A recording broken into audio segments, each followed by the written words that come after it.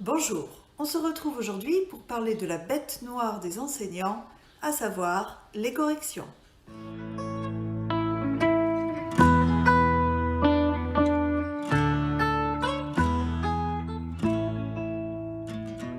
Pour comprendre où le bas blesse, il faut parfois prendre un petit peu de recul. C'est ce que j'ai fait. Et j'ai réalisé que je corrigeais chaque jour 28 cahiers de mathématiques, mais également 28 cahiers de français. Chaque jour également, je demande à mes élèves de faire au minimum 3 exercices par jour en maths comme en français. Si on fait le compte, cela veut dire qu'en moyenne, mes élèves vont faire 148 exercices par jour que je devrais corriger. Alors oui, 148 exercices à corriger chaque jour, je sais, ça fait peur. Et encore, je ne parle même pas des évaluations qui viennent se rajouter à ça, des rédactions, etc., des dictées. Alors quand on a ça tous les jours et qu'il faut qu'il soit corrigé pour le lendemain, je vous assure qu'il faut trouver des astuces pour être efficace. Une solution souvent utilisée pour réduire le temps de correction, c'est la correction collective au tableau par l'enseignant ou par les élèves. J'utilise ce dispositif pour les rituels du matin ou alors pour corriger certaines activités d'éveil l'après-midi, comme l'histoire géo par exemple. Mais pour le français et les mathématiques, c'est-à-dire mes fameux 148 exercices journaliers, je ne peux pas. Car avec les plans de travail, chacun travaille à son rythme et n'en est pas au même point que ses camarades. Impossible donc de faire des corrections collectives. Le problème qui se pose également avec la correction collective, c'est qu'on est parfois obligé de repasser derrière ses élèves, car certains, il faut l'avouer, se corrigent vraiment très mal. De plus, je trouve que les élèves progressent mieux quand on leur indique qu'ils ont fait une faute, mais qu'ils doivent la chercher par eux-mêmes et se corriger tout seuls. C'est évidemment plus long, car alors je dois corriger une première fois pour signaler la faute d'une croix et une seconde fois pour vérifier la correction faite par l'élève.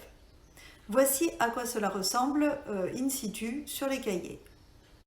Alors je vais vous présenter maintenant deux exemples qui vont parfaitement illustrer mon propos.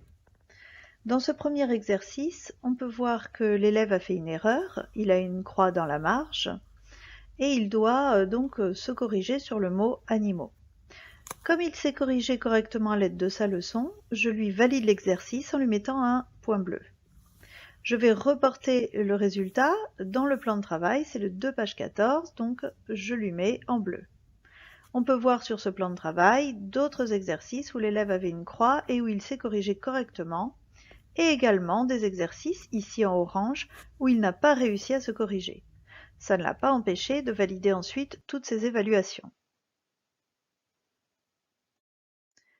Dans ce second exemple, qui est une évaluation, l'élève a fait une petite faute que j'ai marquée par une croix, mais je l'ai validée directement car c'était la seule erreur de l'exercice, et du coup, il n'a jamais pris la peine de se corriger.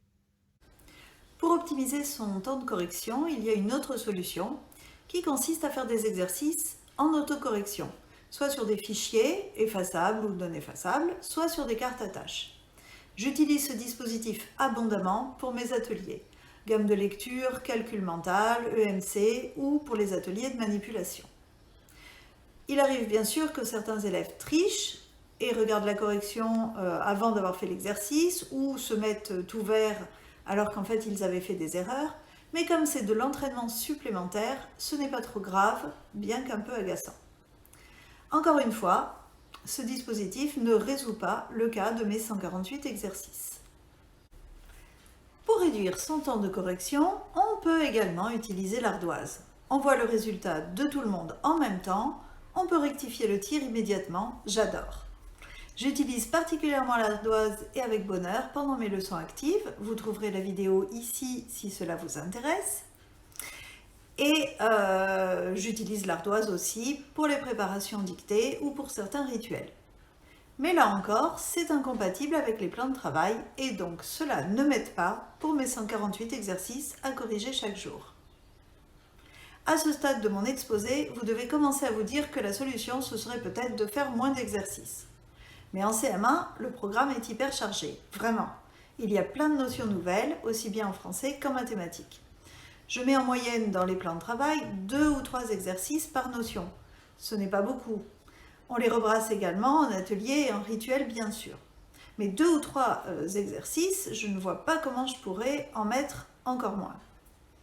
Du coup, je me suis efforcée de rationaliser mes outils d'aide à la correction pour que cela aille plus vite, car en général, je mange en à peine 15-20 minutes et je corrige tout le reste des 2 heures de pause méridienne.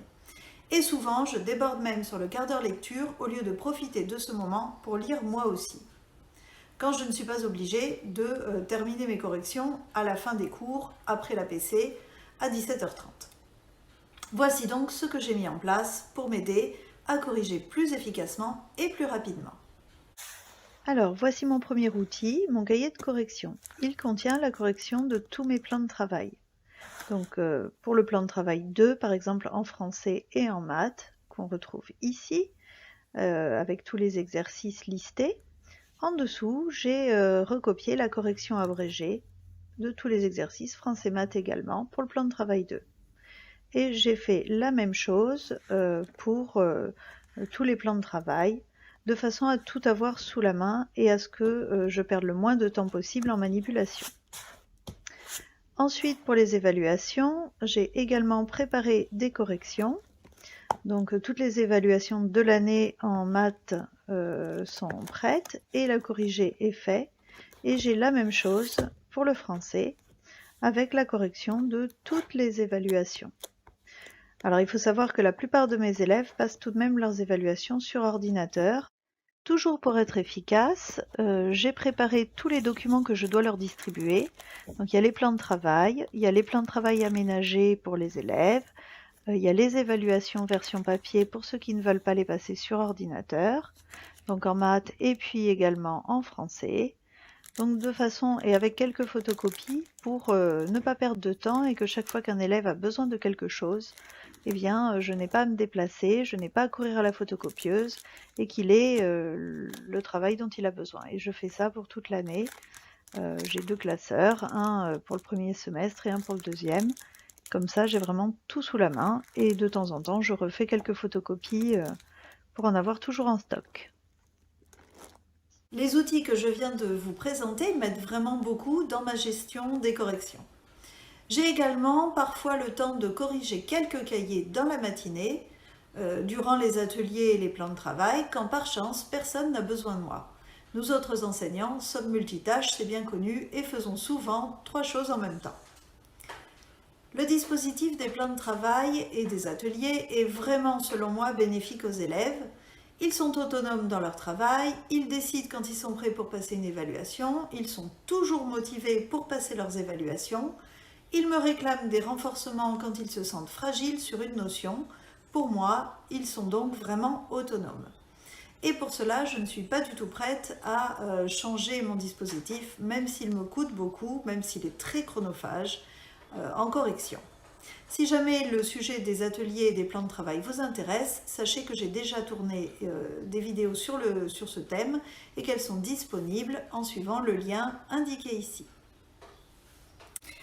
Par contre, apprécier mes plans de travail et savoir qu'ils sont vraiment utiles à mes élèves ne m'empêche pas de prendre conscience de la charge énorme de travail que cela représente, de voir que ça m'empêche de me détendre le midi et d'échanger avec mes collègues, et ça me pèse vraiment beaucoup. Il y a aussi le stress permanent de devoir terminer mes corrections avant 18h, car je me refuse à ramener ces dernières le soir à la maison. J'ai déjà beaucoup de temps de préparation pour les ateliers, etc.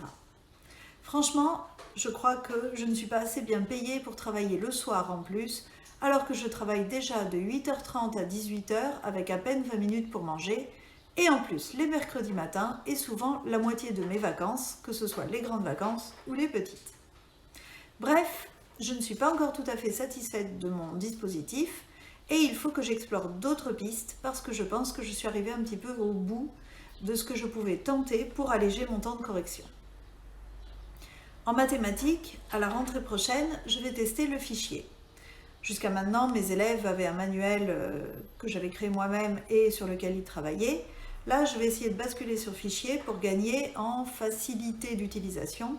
Et je pense que comme les élèves auront moins à écrire, j'aurai moins de choses à corriger.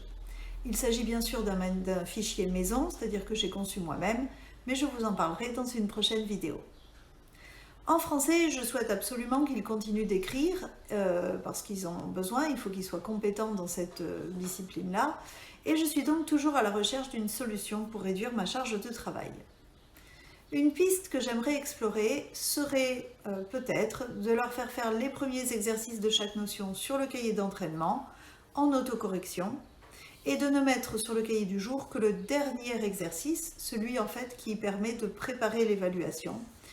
Et à ce moment-là, de voir sur ce dernier exercice si les élèves sont prêts à passer l'évaluation ou s'ils ont besoin d'un renforcement. Je ne sais pas, j'hésite encore. J'ai bien envie de tenter l'expérience en début d'année prochaine pour voir. Si jamais vous avez déjà essayé, j'aimerais vraiment beaucoup avoir votre point de vue. Ou si vous avez d'autres astuces dont je n'ai pas parlé, eh bien je suis preneuse parce que je serais ravie de les tester. Car bien que j'adore mon métier, je me rends compte que je suis stressée en permanence et que jamais je ne me pose dans la journée. Je fais toujours 3 choses en même temps et c'est épuisant. La problématique du bien-être au travail est un point qui est à améliorer dans le métier d'enseignant, surtout si on veut durer dans le temps, puisque c'est quand même un métier assez usant. Donc, toutes les pistes doivent être explorées. Si vous en avez à me proposer, vraiment, mettez-moi vos suggestions en commentaire. Et s'il y en a suffisamment, ce sera peut-être aussi l'occasion de faire une seconde vidéo sur le sujet. Cette vidéo est maintenant terminée, j'espère qu'elle vous a plu. N'hésitez pas à vous abonner à ma chaîne et à me laisser un pouce bleu. Laissez-moi en commentaire vos idées, je serai ravie d'échanger sur le sujet et je vous souhaite une bonne journée. Et il ne me reste plus qu'à vous dire à bientôt.